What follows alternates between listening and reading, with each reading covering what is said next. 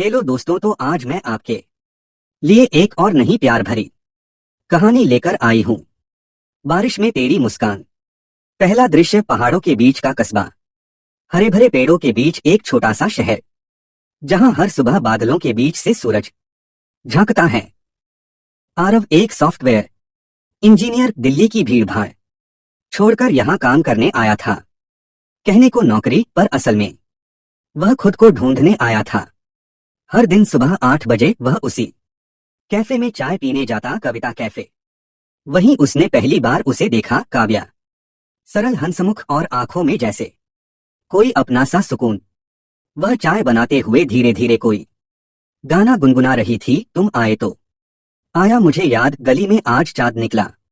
आरव बस देखता रह गया। उस दिन से उसकी सुबह सिर्फ चाय की नहीं, उसकी मुस्कान की हो गई। दूसरा दृश्य, मुलाकातें और बातें।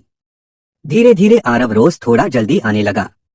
कभी वह किताब लेकर आता, कभी मोबाइल पर गाने सुनता, पर असल में वह हर बार काव्या का इंतजार करता था। एक दिन उसने हिम्मत जुटाई। काव्या, तुम्हारी चाय में क्या जादू है? दिन अच्छा बना देती हो। काव्या मुस्कुरा दी। शायद चाय में नहीं, बात करने के अंदाज में जादू है। उस दिन से हर सुबह उनकी बातें शुरू होती और हर शाम वही खत्म। धीरे धीरे मौसम बदला और उनके बीच कुछ अनकहा खिल उठा, प्यार। तीसरा दृश्य, बारिश की शाम।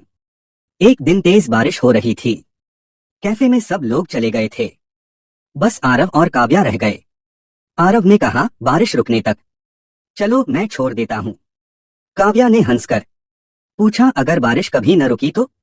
आरव ने उसकी आंखों में देखते हुए कहा, तो हम चलते रहेंगे साथ साथ। वह पल थम गया।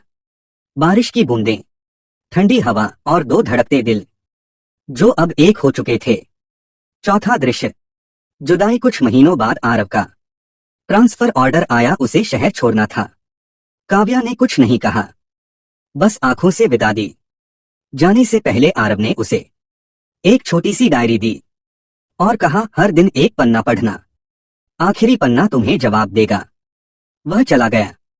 पांचवा दृश्य, इंतजार और लौटना।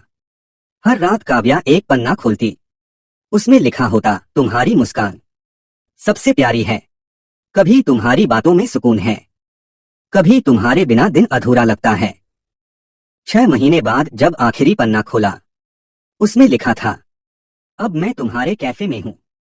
काव्या बाहर भागी और देखा, बारिश हो रही थी। आरव वहीं खड़ा था, हाथ में वही पुरानी छतरी, चेहरे पर वही मुस्कान। काव्या दौड़कर उसके गले लग गई।